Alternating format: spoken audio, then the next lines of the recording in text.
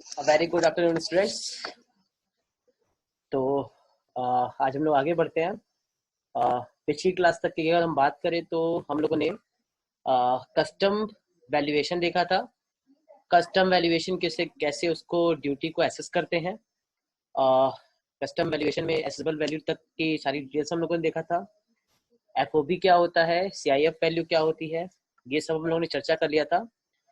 और हमें आज न्यूमेरिकल इम्प्लीकेशन देखना था कि न्यूमेरिकल वैल्यूज या न्यूमेरिकल क्वेश्चंस कैसे सॉल्व करते हैं।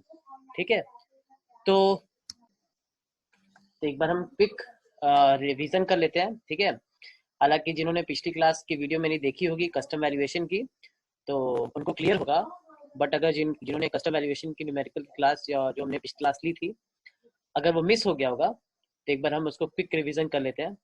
ठीक है, तो चलिए आगे बढ़ते हैं। तो कस्टम वैल्यूएशन में अगर हम देखें तो इसको ध्यान से जरा देखते हैं। सबसे पहले बोला purchase price of the goods होगा, उसको हम लोग लिखेंगे। उसमें कमीशन एंड ब्रोकरेज अगर किसी ने पे किया होगा तो उसको भी ऐड कर देंगे, लेकिन उसमें याद रखिएगा जो बाइंग कमीशन होगा बाइंग कमीशन को छोड़ करके। एक और बात ध्यान देने वाली बात है कि जितनी भी कॉस्ट लिखा है वो अगर आपके परचेज प्राइस में या अगर आपकी वो कॉस्ट में इंक्लूड नहीं हुआ होगा तभी हम इंक्लूड करेंगे। इट मीन्स अगर commission and brokerage already purchase price में इंक्लूडेड है तो हम उसको इंक्लूड नहीं करेंगे। तो जितने भी हम लोग खर्चे पढ़ेंगे अभी वो तभी ऐड ऑन करेंगे जब वो कॉस्ट में ऐड नहीं हुआ होगा तब। कमीशन ब्रोकरेज हो गया, उसको ऐड कर देंगे। कॉस्ट ऑफ पैकेजिंग है, यानी कि सामान को पैकेजिंग करने में जो खर्चा हुआ होगा तो वो अगर कॉस्ट में इंक्लूडेड है तो ठीक है, अगर नहीं है तो उसको भी हम क्या कर देंगे, ऐड ऑन कर देंगे। उसके साथ है हमारे पास material and services provide by the importer.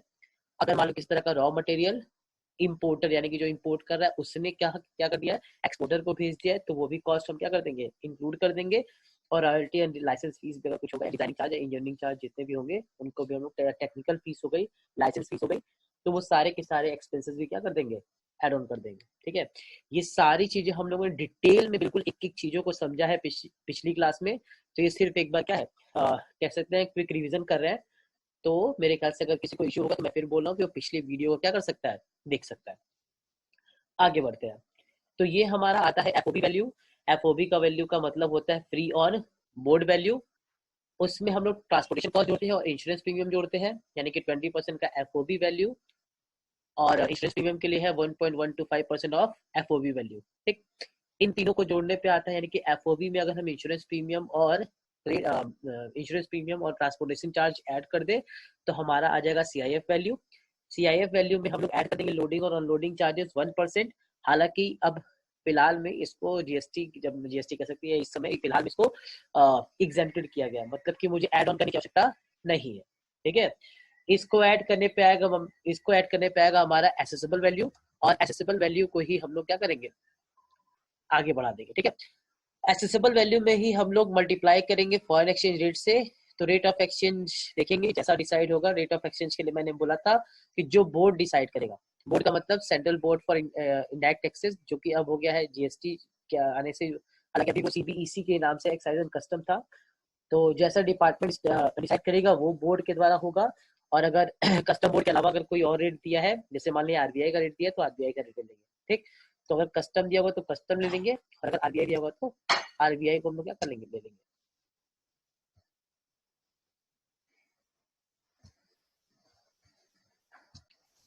चलिए, तो क्विक रिवीजन हम लोगों ने देख लिया। अब फटाक से हम लोग न्यूमेरिकल पे आते हैं। ठीक है, तो एक बार हम लोग इसको समझ लेते हैं। ठीक है, चलिए चलिए, तो एज्यूम कर लेते हैं कि ये हमारा है प्यारा सा ऑस्ट्रेलिया। ठीक है, और इसके बाद से हमारे पास है अ, इंडिया। ठीक है, ये हमारा प्यारा सा है इंडिया। ठीक है, चलिए, तो और ये हमारे इंडिया में पोर्ट है, कह सकते हैं ये हमारा पोर्ट हो गया। ठीक है, ये मुंबई, तो ये हमारा क्या हो गया, मुंबई।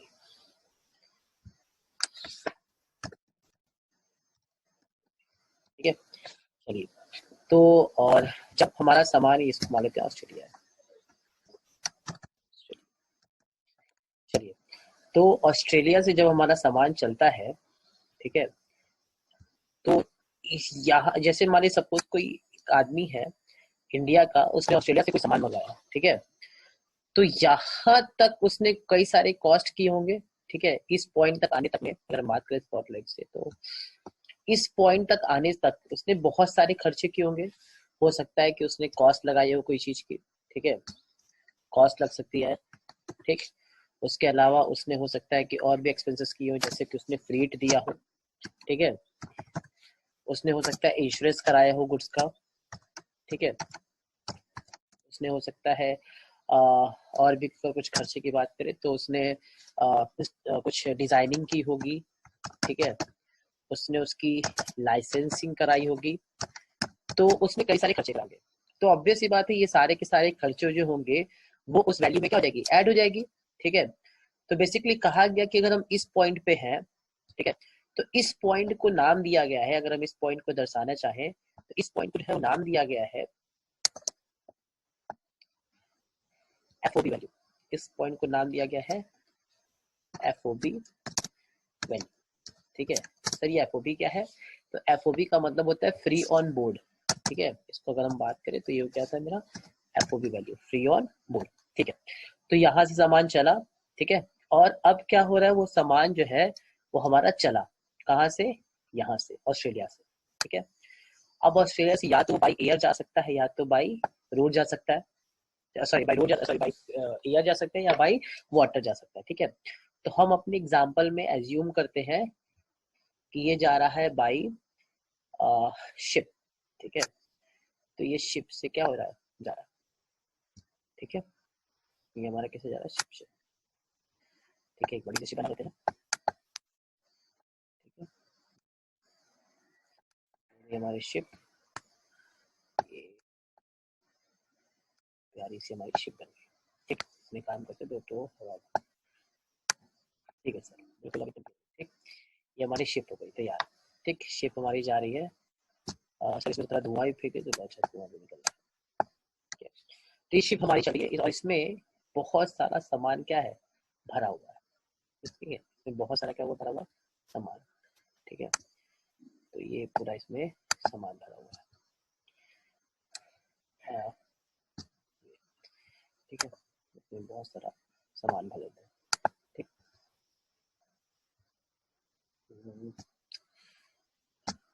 ठीक है, अच्छा, इसके बाद से अब ये सामान जा रहा है और जब ये सामान यहाँ पहुंचेगा, ठीक है, इस प्लेस पे, तो यहाँ तक में उसमें जो ये वैल्यू यहाँ पे निकल के आ रही है, इसको हम लोग नाम देते हैं, ये वैल्यू, ये जो वैल्यू आके निकल के आ रही है इसको हम लोग नाम देते हैं CIF वैल्यू, क्या नाम देते हैं CIF, ठीक है, तो इसका हमारा नाम होगा CIF वैल्यू। CIF का मतलब होता है कॉस्ट इंश्योरेंस फ्रेट, तो ऑब्वियस बात है कि ये यहाँ से सामान लेकर के, ठीक, और यहाँ तक पहुंचने तक में जितने भी खर्चे हुए होंगे, ठीक है, यहाँ से सामान निकल करके और यहाँ तक पहुंचने तक में जितने भी खर्चे, तो कॉस्ट हुआ है, और कॉस्ट में हमने इस सामान का इंश्योरेंस कराया होगा जो कि जहाज ने किया होगा, तो इंश्योरेंस का खर्चा हुआ होगा, और यहाँ से सामान यहाँ पहुंचे तक फ्रेट का खर्चा हुआ होगा, यानी कि किन तीन चीजों का खर्चा हुआ होगा सर, एक तो आपने बोला एफओबी वैल्यू, जिसको कि हम लोग कॉस्ट बोल सकते हैं, एफओबी, या इसको हम लोग क्या कर सकते हैं कॉस्ट, ठीक, इसके बाद से हुआ होगा इसमें प्लस, इसमें इंश्योरेंस का खर्चा हुआ होगा, ठीक है, और सर इसमें खर्चा हुआ होगा फ्रेट का, ठीक है, और खर्चा हुआ होगा हमारा,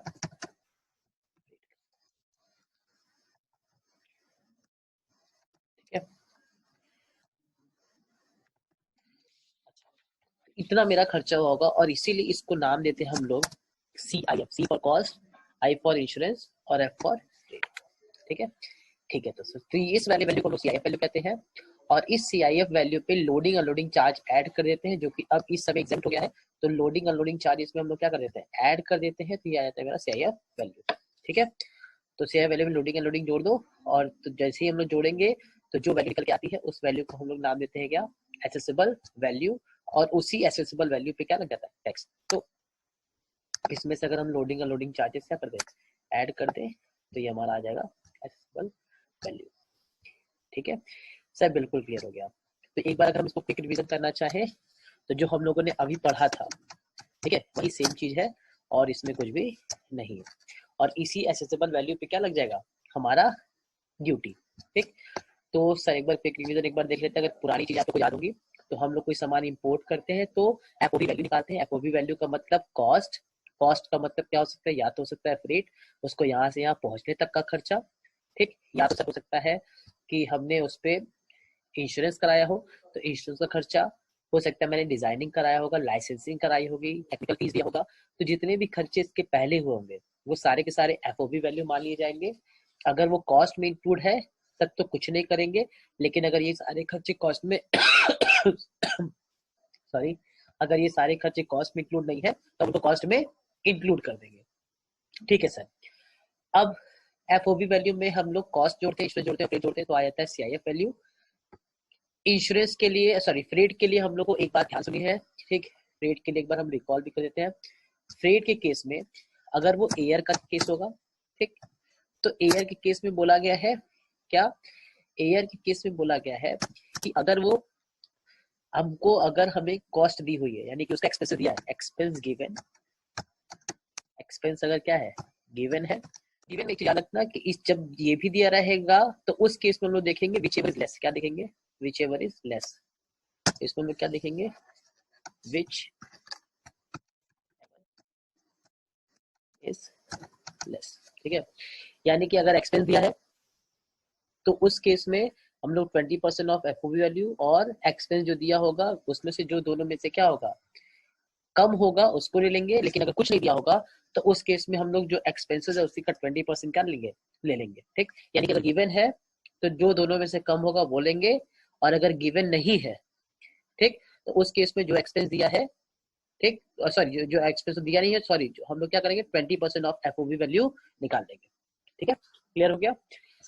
चलिए, दिया है तो विच एवर इज लेस, नहीं दिया है तो 20% of FOB value, simple. Insurance के लिए भी क्या था, इंश्योरेंस के लिए भी सर कुछ तो था। ठीक, इंश्योरेंस के लिए है कि अगर गिवन है, यस ये बहुत आसान है, गिवन है तो जो दिया है वही ले लेना, तो गिवन है तो वही ले लो। ठीक, और अगर नॉट गिवन है, अगर हमारे पास गिवन नहीं है, नॉट गिवन, तो उस केस में 1.125% ले लेंगे हम लोग किसका, एफओबी का। ठीक है, तो गिवन है तो वो ले लेना, अगर नहीं गिवन है तो 1.125% ले लेंगे। ठीक, अच्छा, ये एयर के केस में था। ठीक, वाटर के केस में एक चीज याद रखना, बस वाटर के केस में भी सेम ही चीजें होंगी, बस थोड़ी सी चीजें क्या होंगी, अंतर हो जाएंगी। तो एक बार वाटर के केस में भी देख लेते हैं। ठीक, इसमें क्या है, अगर गिवन है तो वही ले लेंगे।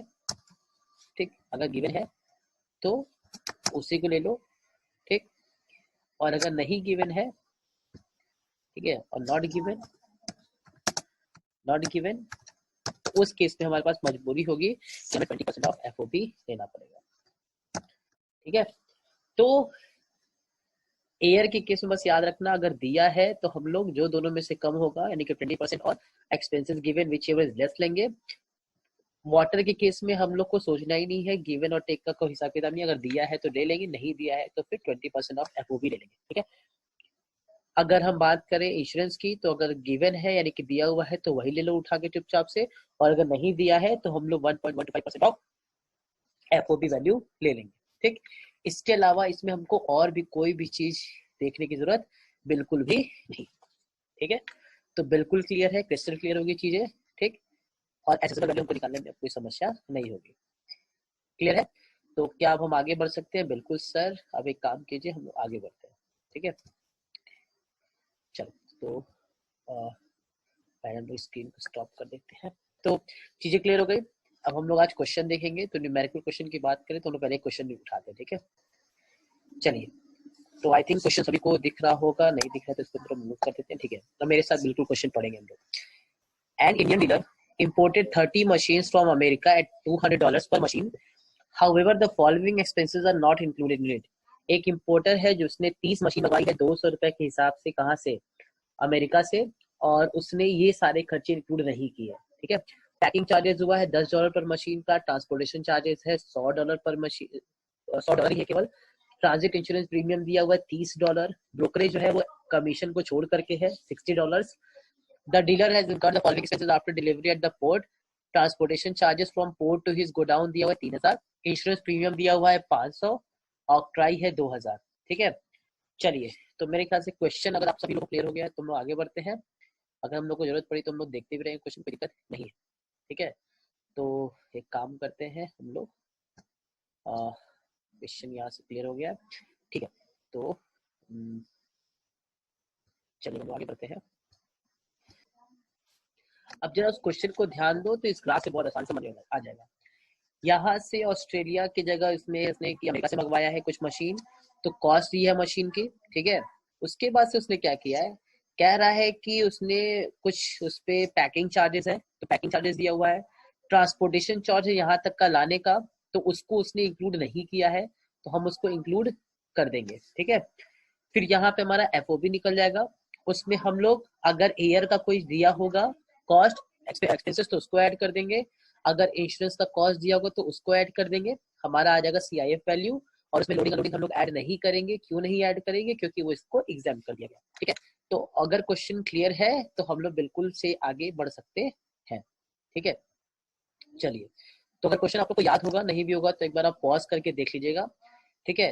हमारे पास दिया हुआ था कि मैंने 30 मशीन मंगवाई है, $200 का ईच। एक काम करते हैं, इसको हम लोग अभी फिलहाल में सेव कर लेते हैं और अभी हम लोग क्लियर कर लेते हैं, ठीक है। चलो, तो फटाक से हम लोग एक बार करते हैं, इसको क्वेश्चन बना लेते हैं, ठीक है। तो एक हमारा ये इस तरह से हो जाएगा वैल्यू, और एक हमारा हो गया डॉलर में, एक हमारा हो गया रुपीस में, ठीक है, ठीक है सर। अब हम लोग फटाफट देखना स्टार्ट करते हैं।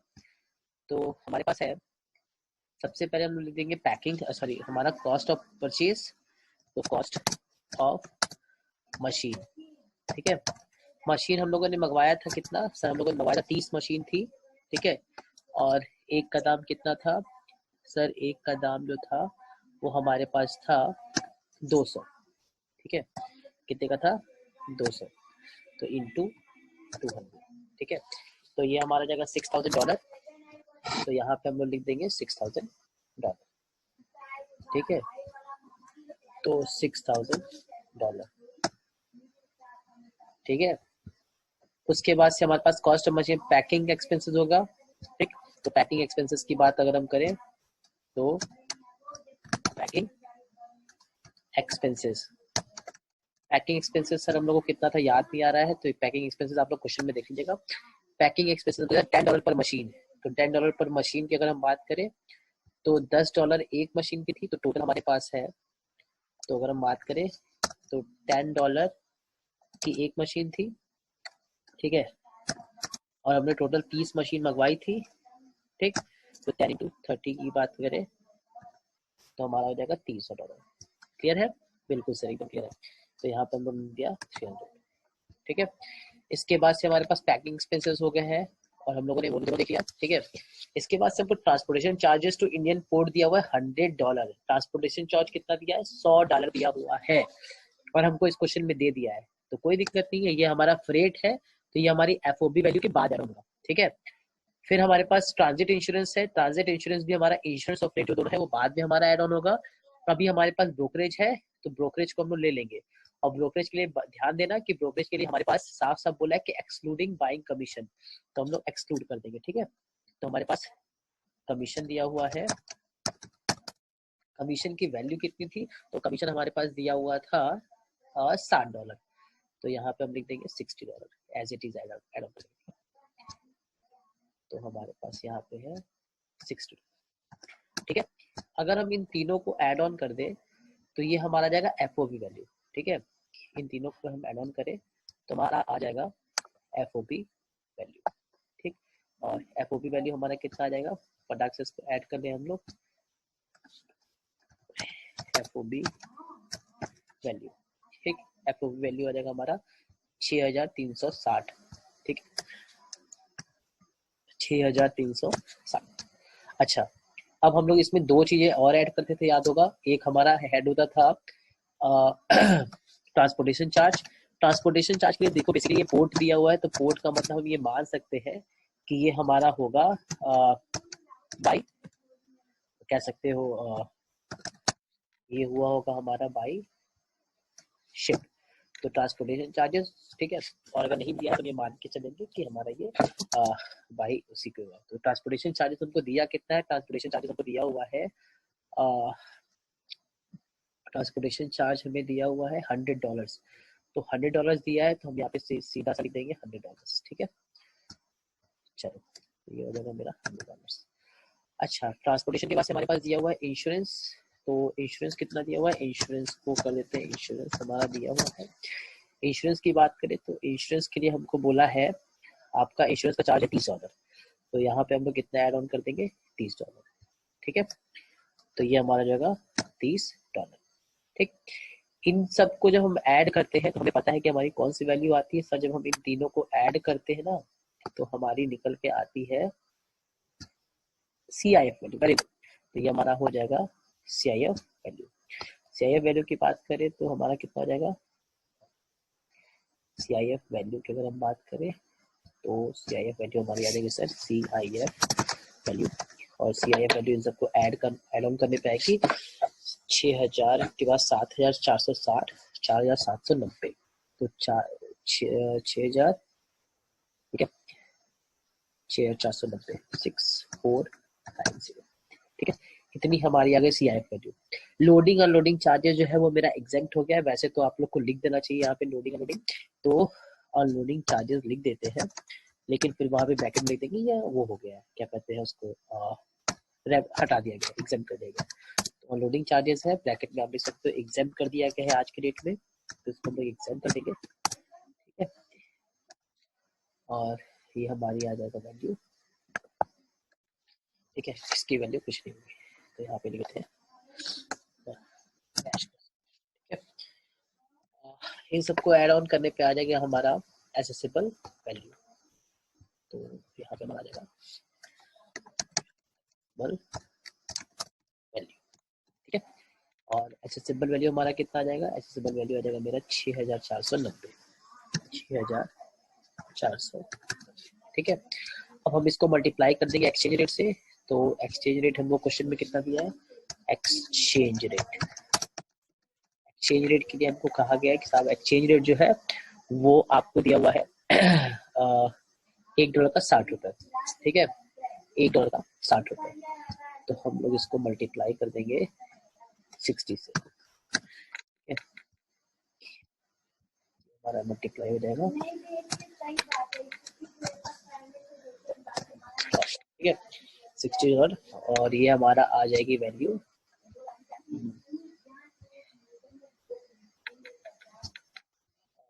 इसको मल्टीप्लाई करने का आप लोग, ठीक है, मैं आप लोग को मल्टीप्लाई करके सीधे बता देता हूँ, इसकी वैल्यू आएगी आपकी, चलिए, तो इसकी वैल्यू आ जाएगी आपकी कैलकुलेटर से अगर देखा जाए तो, ठीक है, 389400,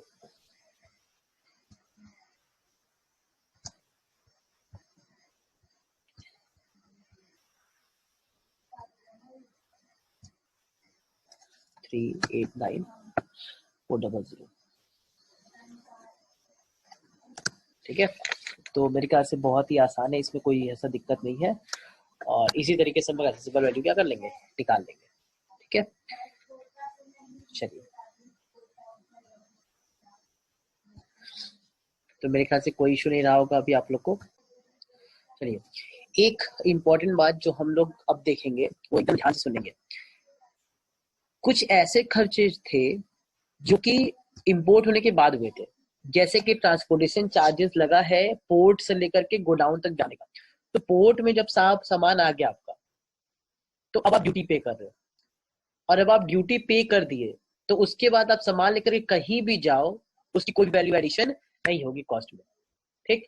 जैसे फॉर एग्जांपल मैंने बोला कि साहब पोर्ट तक तो सामान आ गया, अब पोर्ट से मैंने क्या किया, उसको गोडाउन तक ले गया, तो वो जो जितने भी खर्चे होंगे वो आपके कॉस्ट में ऐड ऑन होंगे, लेकिन एक्सेसिबल वैल्यू निकालने के लिए नहीं, क्योंकि एक्सेसिबल वैल्यू निकालने का मतलब होता है सिर्फ और सिर्फ पोर्ट तक आने तक का खर्चा। पोर्ट के बाद जितना भी खर्चा होगा उससे हमको कोई मतलब नहीं है। ठीक, तो अगर आप लोग को याद होगा पिछला वाला जो हम लोगों ने एग्जाम्पल लिखा था, तो उसमें यही था। ठीक है, कि हम लोग उसमें क्या देखे थे कि जितने भी खर्चे बाद में होते हैं वो हमारे एड ऑन नहीं होते। ठीक, तो ट्रांसपोर्टेशन चार्जेस भी नहीं होंगे, इंश्योरेंस प्रीमियम भी नहीं होगा। इंश्योरेंस प्रीमियम का मतलब कि जो फैक्ट्री के बाद, मतलब सॉरी, जो पोर्ट के बाद खर्च हुआ है तो वो भी एड ऑन नहीं होंगे। और ऑक्ट्राई का मतलब होता है ढुलाई। ढुलाई का मतलब हो सकता है कि सामान जो है वो कस्टम के जो पोर्ट था उसके बाद से वो उसने अपने ट्रांसपोर्टेशन के लिए उसको लोडिंग अनलोडिंग सॉरी, तो उसने लोडिंग अनलोडिंग की होगी, तो जो वो खर्चा एड ऑन किया होगा वो इसमें एड ऑन नहीं होगा। ठीक, तो सारे के सारे खर्चे सिर्फ और सिर्फ पोर्ट तक के लिए जाएंगे। पोर्ट के बाद जितने भी खर्चे होंगे उसको हमको एड ऑन करने की बिल्कुल भी आवश्यकता नहीं है। ठीक है, तो आई थिंक तुम लोग को बिल्कुल भी क्लियर हो गया होगा क्या है कैसे है। ठीक है, तो अब हम लोग एक काम करते हैं, नेक्स्ट चीज देखते हैं। ठीक है, तो ये क्लियर है बिल्कुल, और ये हमारा आ जाएगा एसेसिबल वैल्यू, और इसी एसेसिबल वैल्यू पे क्या लग जाएगा, टैक्स। ठीक है, तो अब हम लोग एक काम करते हैं, एक और क्वेश्चन देखते हैं। ठीक है, चलिए चलिए ये क्वेश्चन हो गया। अब हम लोग देखते हैं एक और क्वेश्चन। ठीक है, ये क्वेश्चन क्या कह रहा है, देखने में दिक्कत हो रही है, चलो अच्छा ठीक है, क्वेश्चन क्लियर है। या अगर नहीं भी है तो कोई बात नहीं, चलिए ठीक है, अब मेरे ख्याल से क्लियर है। हाँ, तो अब हम एकदम फटाफट देखते हैं, क्वेश्चन पढ़ते हैं। ठीक है, तो क्वेश्चन हमारे पास दिया है, an Indian dealer imported a machine from London, from the following information compute assessable value to determine tax liability. ठीक है, कॉस्ट ऑफ मशीन दिया हुआ है, ठीक है सर, पैकिंग चार्जेस दिया हुआ है, ठीक है सर, ट्रांसपोर्टेशन चार्जेस दिया हुआ है, टू इंडिया बाय एयर दिया हुआ है 3000, एयर के थ्रू किया गया है। एयर के थ्रू दिया गया है, इसका मतलब कि सर यहाँ पे कुछ तो कुछ लोचा है, और वो लोचा क्या है साहब, वो लोचा ये है कि अगर एयर से दिया है तो हम लोग देखेंगे ट्रांसपोर्टेशन चार्जेस या फिर 20% of FOB which ever is less, क्योंकि यहाँ पे मुझे एक्सपेंसेस दिया हुआ है, तो फिर मैं बता रहा हूँ यहाँ पे हम क्या देखेंगे, ट्रांसपोर्टेशन चार्जेस या फिर 20% of FOB value which ever is less. बिल्कुल क्लियर है सर। इंश्योरेंस प्रीमियम के केस में दिया है तो वही ले लेंगे, इसमें हमको कुछ सोचने की जरूरत नहीं है। नहीं दिया होता तो 1.1 to 5% लेते। ब्रोकरेज पेड दिया हुआ है to the broker for expected who arrange the deal. मैं बता रहा हूँ किसी भी तरह का ब्रोकरेज दिया होगा आप उसको चुपचाप से ले लेना, सिवाय किसको छोड़ करके, बाइंग कमीशन को छोड़ करके। अच्छा, amount paid to an employ और exporter for assembling the machine in India. Okay, इस पे हम लोग चर्चा करेंगे कि उसने अमाउंट पे किया है एम्प्लॉय को, एक्सपोर्टर के एम्प्लॉय को, for assembling the machine in India. ठीक है, चर्चा करेंगे। Transportation charges from port to his godown and insurance premium. Sir इसके जस्ट पहले वाले क्वेश्चन में हम लोगों ने शायद इस पे चर्चा किया था। एक्सचेंज रेट दिया हुआ है 90 नोटिफाइड बाय द बोर्ड। ठीक, आप लोग पॉज करके चाहे तो ये क्वेश्चन नोट कर सकते हैं। ठीक, तो चलिए अब हम आगे बढ़ते हैं फटाफट। तो ठीक, चलिए, तो आगे बढ़ने के लिए हम लोग फटाक से देख लेते हैं, व्हाइट बोर्ड आ जाते हैं। ठीक है, ये क्वेश्चन क्लियर है तो इसको क्लियर कर देते हैं, इसको पहले सेव भी कर देते हैं ताकि हम लोग को फर्दर यूज करने के लिए यहाँ पे क्लियर। चलिए ठीक है सर, तो फटाफट क्वेश्चन तो आपको सर याद ही हो गया होगा, और अगर क्वेश्चन आप लोग को भी मेरे ख्याल से याद हो गया। ठीक है, तो विदाउट वेस्टिंग टाइम हम लोग फटाक से शुरू करते हैं। तो सबसे पहले हम लोग यहाँ पे दो लाइन खींच लेते हैं, एक हमारा रुपीज का कॉलम होगा कन्वर्ट करने के बाद, और एक होगा हमारा डॉलर। ठीक है, अब एकदम तुरंत तुरंत लिखेंगे। सबसे पहले हमको क्वेश्चन में कॉस्ट ऑफ मशीन दिया है सर, कॉस्ट ऑफ मशीन तो आप लोग चुपचाप से आप लिख दीजिए, कॉस्ट ऑफ मशीन लेगा। ठीक है सर, कॉस्ट ऑफ मशीन हम लोग को याद नहीं आ रहा है, क्वेश्चन आप लोगों ने नोट किया था, तो कॉस्ट ऑफ मशीन $10,000 था, तो हम यहाँ पे लिख देते हैं $10,000। ठीक है, अच्छा, उसके बाद सर हमारे पास क्या है सर, कॉस्ट ऑफ मशीन तो हमारा हो गया, उसके बाद से हमारे पास था पैकेजिंग चार्जेस 500। तो पैकेजिंग चार्जेस हम लोग फटाक से लिख देते हैं, पैकेजिंग चार्जेस।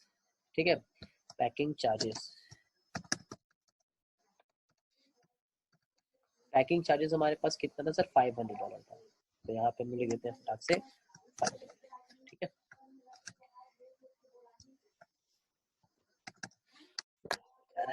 ठीक है, अच्छा सर, पैकिंग चार्जेस तो हो गया। अब हमारे पास जानने क्या था, ट्रांसपोर्टेशन चार्जेस टू इंडिया था, ये है हमारा फ्रेट। तो फ्रेट अभी छोड़ देते हैं एफओबी वैल्यू की निकालने के लिए। इंश्योरेंस प्रीमियम दिया हुआ है सर, इसको भी अभी छोड़ देते हैं क्योंकि ये एफओबी वैल्यू के बाद की है। तो जो चीजें एफओबी वैल्यू और सीआईएफ के बीच की है उनको अभी हम डिस्कस नहीं करेंगे। उसके बाद से हमारे पास सर दिया हुआ है brokerage pay to the broker of exporter who arrange the deal. मैंने बोला था बिल्कुल ले लेंगे क्योंकि ब्रोकरेज जो भी पे हुआ होगा अगर वो बाई कमीशन नहीं है तो उसको ले लेंगे। तो ब्रोकरेज पेड, ठीक है।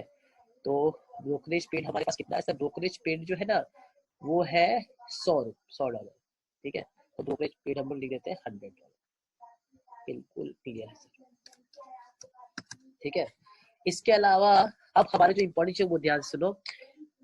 Amount paid to an employ of exporter for assembling the machine in India. ध्यान सुना, मैंने अमाउंट पे किया एम्प्लॉय को, किसके? एक्सपोर्टर की, यानी कि ऑस्ट्रेलिया वाले बंदे जिससे हम सामान मंगवा रहे हैं उसी का कोई एम्प्लॉय था। उसको हम बोले कि आओ बेटा यहाँ इंडिया में मेरा वो सामान क्या करो, स्टॉल कर दो। अब भाई आप उसको बुला करके क्या खर्चा कर रहे हो, कुछ भी कर रहे हो, हमसे मतलब नहीं है। क्यों? क्योंकि तुमने जो चीज है वो पोर्ट पे पहुंचने के बाद की है। मैं फिर बता रहा हूँ, पोर्ट के पहुंचने से पहले जितने भी खर्चे होंगे वो सारे एड ऑन होंगे। पोर्ट पे पहुंचने के बाद जितने भी खर्चे होंगे वो एड ऑन नहीं होंगे। ये इम्प्लॉय आ रहा है, बाहर से आ रहा है, ठीक है, हो सकता है, ये भी हो सकता है कि वो हमारी मशीन पहुंचने से पहले आ जाए। ये भी हो सकता है कि अभी पोर्ट पे सामान नहीं पहुंचा, वो आ गया। लेकिन वो जो सामान हमारा इंस्टॉल करेगा वो कहाँ करेगा? फैक्ट्री में। और वो फैक्ट्री में का मतलब हो गया कि वो सामान इंपोर्ट हो चुका है पहले ही से, सीआईएफ वैल्यू हो चुकी है, लोडिंग अनलोडिंग हो चुकी है, एसेसेबल वैल्यू निकल चुका होगा, उसके बाद का वो खर्चा है। तो इसीलिए हम उसको एड ऑन नहीं करेंगे, ठीक है सर। नेक्स्ट हमारे ट्रांसपोर्टेशन चार्जेस। ट्रांसपोर्टेशन चार्जेस कहाँ का? तो ट्रांसपोर्टेशन चार्जेस के लिए कह रहा है कि गोडाउन तक पहुंचने तक का पोर्ट से। तो अगर पोर्ट पे पहुंचने के बाद से आप कोई भी खर्चा करेंगे तो वो आपका एड ऑन नहीं होगा, ठीक है, क्लियर है? हाँ सर। अब हमारे पास आ गया ये एफओबी वैल्यू, और एफओबी वैल्यू आने के बाद से, ठीक है, और अब हम लोग करते हैं, चलिए। तो मेरे ख्याल से इतना चीज क्लियर है। तो अब हम लोग फटाक से इन तीनों को ऐड ऑन करते हैं, ठीक है। तो इन तीनों को अगर मैं ऐड ऑन करूं तो ये आ जाएगा हमारा एफओबी वैल्यू। तो एफओबी वैल्यू कितना आएगा फटाक से मैं हमसे पहले काउंट करूं फटाफट। सर एफओबी वैल्यू जो है वो आ जाएगा आपका 10,600, बिल्कुल क्लियर है सर, 10,600, ठीक है। चलो अब दो चीज हमको ऐड, एफओबी है, सीआईएफ आने के लिए दो चीज ऐड करते हैं। एक तो हमारा पेड हो गया ट्रांसपोर्टेशन चार्ज, ट्रांसपोर्टेशन चार्जेस, ठीक है सर, और एक और ऐड होगा मेरा इंश्योरेंस। ये दो चीज ऐड होता है, ठीक है।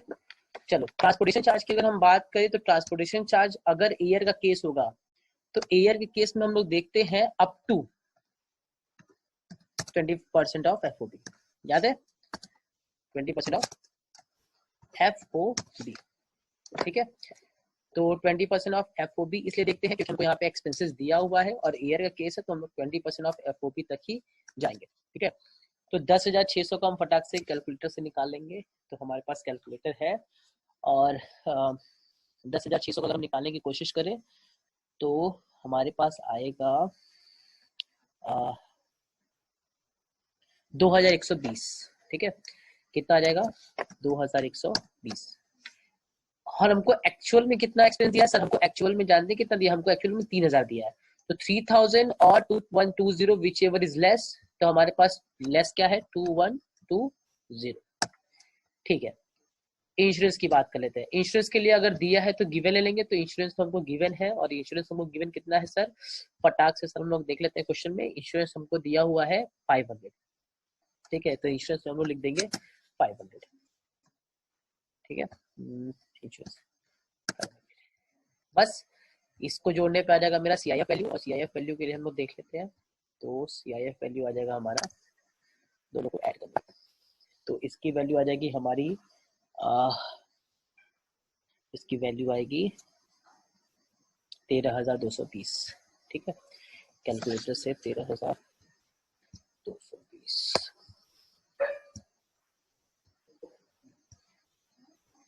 13,220, ठीक है।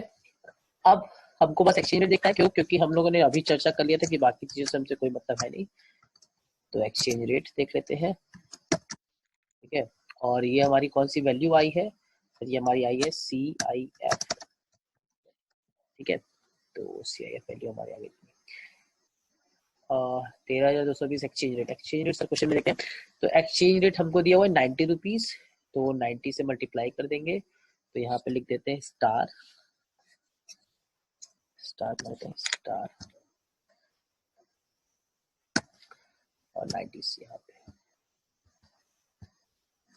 90 से, ठीक है। 90 से मल्टीप्लाई कर देते हैं फटाक से, तो इसको मल्टीप्लाई करने पे हमारी वैल्यू आएगी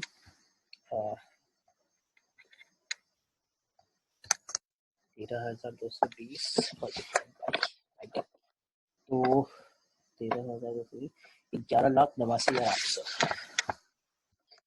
11,89,800, ठीक है।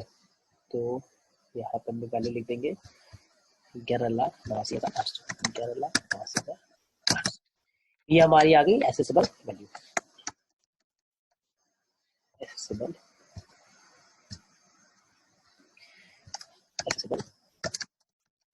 वैल्यू, ठीक है। मेरे ख्याल से आपको कोई दिक्कत नहीं होगी, बिल्कुल आसानी से हो जाएगा, ठीक है। तो अगर कोई इश्यू होगी तो बस इश्यू हमारे यहाँ पे थी, और हम लोगों ने वो इश्यू भी क्या कर लिया, क्लियर कर लिया कि सर अगर हमारे पास FOB वैल्यू दे देगा और ईयर केस होगा, तो उसके में अगर जो कॉस्ट दिया होगा वो और 20% of FOB value which ever is less, तो विच एवर इज लेस अगर 2120 तो 2120 लिख देंगे। अगर मान लो फॉर एग्जांपल मुझे 3,000 की जगह 2,000 दिया होता, तो उस केस में हमारा 2000 और 2120 विच एवर इज लेस तो 2000 लेते, ठीक है। अगर यही मान लेते हैं कि पोर्ट का केस होता, सॉरी शिप का केस होता, तो शिप के केस में 3,000 देता तो 3,000 ले लेते, ठीक, क्योंकि वहां पे कोई भी मैक्सिमम लिमिट नहीं है, ठीक है। तो मेरे ख्याल से ये दोनों इलस्ट्रेशन आप लोग क्लियर हो गया होगा। ये बहुत ही इजी न्यूमेरिकल था, केवल कंसेप्चुअल था। अगली जो हमारा न्यूमेरिकल क्लास होगी उसमें हम लोग और डिटेल में देखेंगे किस तरीके से हम लोग को क्या करना है, ठीक है। तो नेक्स्ट वीडियो में हम लोग थोड़े कॉम्प्लेक्स न्यूमेरिकल्स करेंगे। अभी सिर्फ और सिर्फ आप लोग को बेसिक नॉलेज देने के लिए था, तो आई थिंक आप लोग को समझ में आया होगा। तो नेक्स्ट क्लास में आगे बढ़ते हैं।